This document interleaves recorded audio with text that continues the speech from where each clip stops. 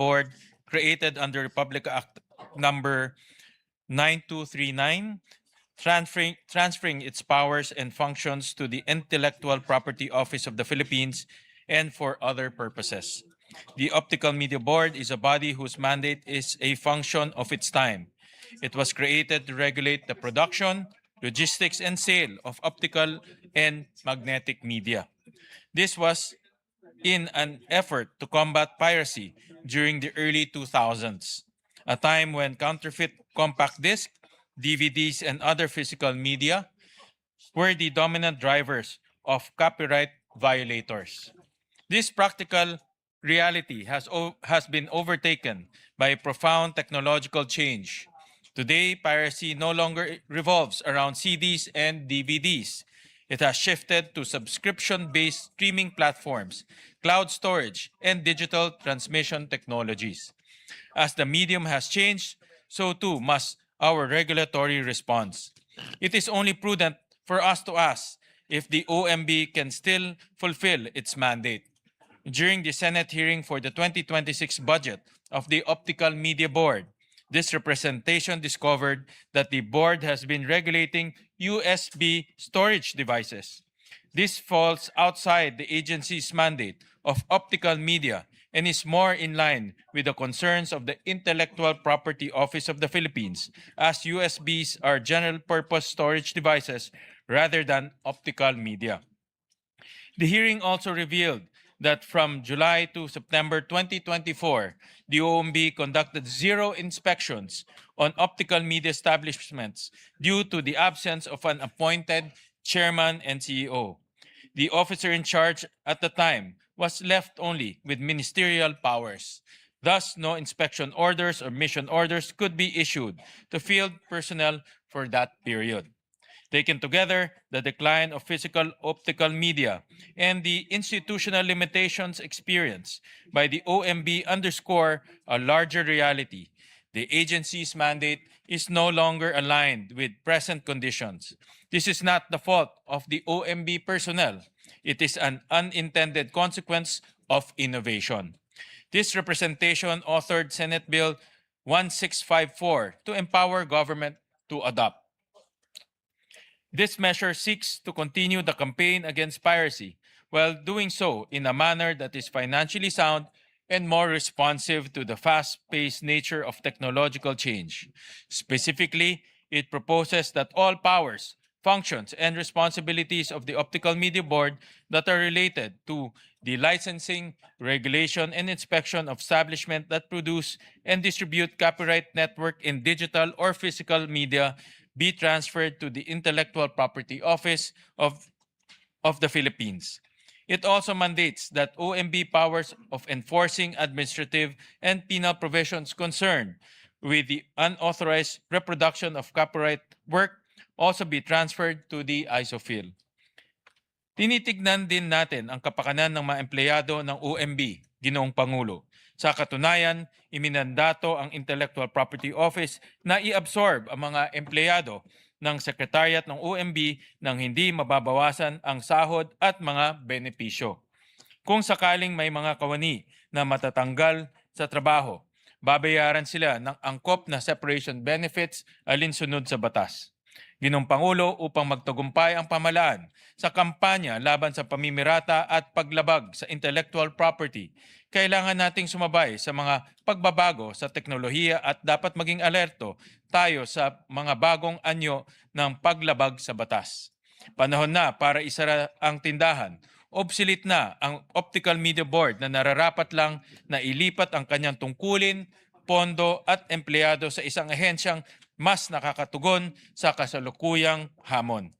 The Intellectual Property Office of the Philippines possesses a technology-neutral and system-wide mandate to protect and enforce intellectual property rights while being empowered to conduct enforcement operations. It is the perfect agency to absorb OMB's functions, its staff, and its mission. Before I end, I would like to thank the sponsor for this measure, Senator Robin Padilla, for his commitment to ensuring that our laws remain responsive to the changing times. Thank you, Mr. President. Majority Leader. Thank you, Mr. President. Next to sponsor the measure is our distinguished colleague, Senator Jinggoy Estrada. Senator Jingo Estrada is recognized. Thank you, Mr. President. Mr. President, this representation rises to co-sponsor Senate Bill number 1654 under Committee Report number 34, or an act abolishing the Optical Media Board. As one of the authors of this measure, I sincerely thank our good friend Senator Robin Hood Padilla, chairperson of the Committee on Public Information and Mass Media, for finally bringing this committee report to the plenary. The predecessor of the OMB, the Videogram Regulatory Board, or the VRB, was created under Presidential Decree number 1987 in the year 1985 to address the proliferation and unregulated circulation of videotapes and cassettes, which adversely affected the operations of movie houses. As stated in the Presidential Decree, due to unauthorized replication and distribution of film content using such media, theatrical attendance dropped by at least 40%, and there had been substantial losses estimated at 450 million annually in government revenues. VRB was later recognized into the Optical Media Board under Republic Act 9239, otherwise known as the Optical Media Act of 2003, following the fact that videotapes and similar technologies were hardly ever used and illegal copying transitioned to compact discs. OMB had been at the forefront in the fight against film piracy, which significantly helped the recovery of the ailing local movie industry. Naalala po natin ang kanilang ginawang mga raid sa Quiapo, sa Divisoria, maging sa Green Hills, San Juan, at sa iba't ibang bagsakan at mga pugad ng pirated DVDs at CDs at VCDs, gayon din ang kanilang pagbulldozer at pagwasak sa mga nakumpiskang kontrabando. Bilang isa sa tagapagtaguyod ng pelikulang Pilipino, lubos po ako nagpapasalamat sa Optical Media Board sa pagbibigay lang ng kinakailangan lifeline at saklolo sa minamahal nating industriya, lalo ng panahon na talamak ang pamimirata. Malaki ang naging bahagi nila sa kahit paano ay muling pagsigla ng pelikula at muling pagtangkilik ng mga manonood sa sinehan. But given today's rapid technological advancements, the current media landscape, where online streaming reigns supreme and content is literally at our fingertips, the Optical Media Board has simply lost its function. Optical media are considered obsolete and are no longer utilized as widely as in the past. It did not help that during our series of interrogations during the budget hearings, the OMB showed dismal performance in the previous years, posting steady decline in the value of seized items and as low as 0 administrative cases filed at one point. As this august chamber is empowered to create new offices and departments in order to address current problems, so too can we abolish non-performing entities and bodies which are no longer necessary and do not serve a beneficial public purpose. Bagamat pinapanukala natin ang tuluyang pagsasara o pagbubuwag ng OMB, hindi natin binibitawan ang problema ng pamimirata na sa tingin natin ay nananatiling isang seryosong problema ng ating bansa. Sa pagtaya ng Intellectual Property Office of the Philippines, posibleng umabot sa $1 bilyong ang nawalang kita para sa taong 2025 dahil sa video piracy. In addition, personnel affected by the OMB abolition will be absorbed by another government agency without diminution of their salaries and benefits. At sa ilalim ng committee report na ito, tinitiyak na walang empleyadong mawawalan ng trabaho. At the appropriate time, this representation wishes to propound clarificatory questions to our good sponsor about this specific provision. Mr. President, passage of this bill signifies the Chamber's commitment to tuning our legal instruments to the needs and challenges of the times. It also demonstrates our sincerity to restructuring our bureaucracy to make it more efficient, effective, and responsive to urgent problems. Maraming salamat po, Ginoong Pangulo. Majority Leader. Thank you, Mr. President. Next to sponsor the measure is Senator Mark Villar. Senator Mark Villar is recognized. Mr. President, I rise to sponsor Senate Bill number 1654, an act abolishing the Optical Media Board created under Republic Act number 9293, transferring its powers and functions to the Intellectual Property Office of the Philippines.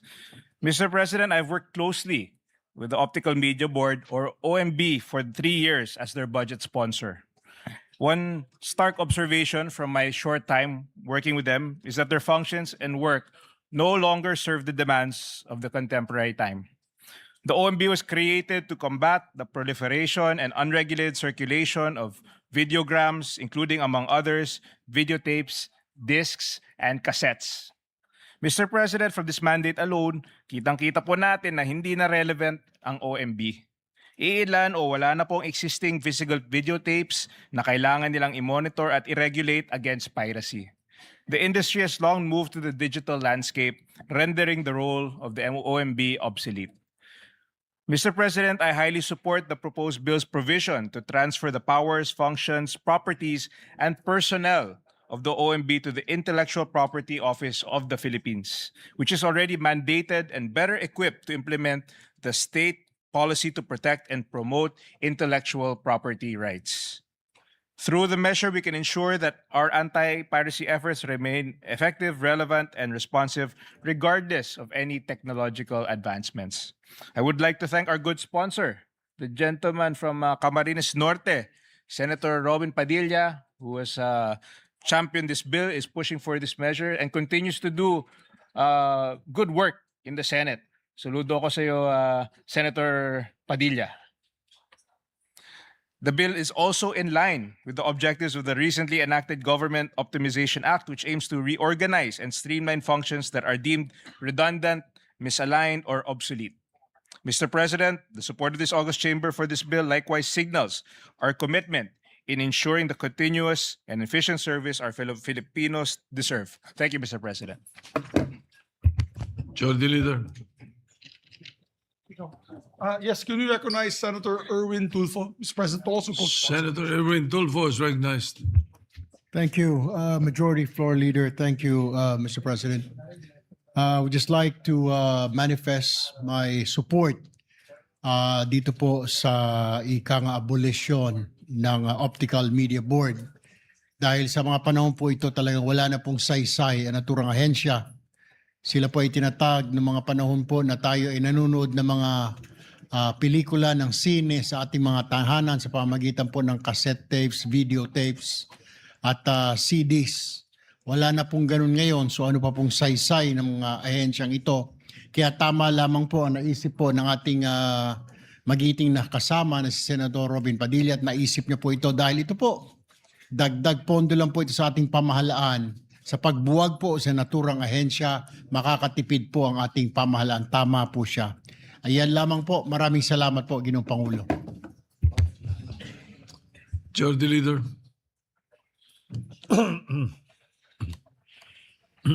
Maraming salamat, Mr. President.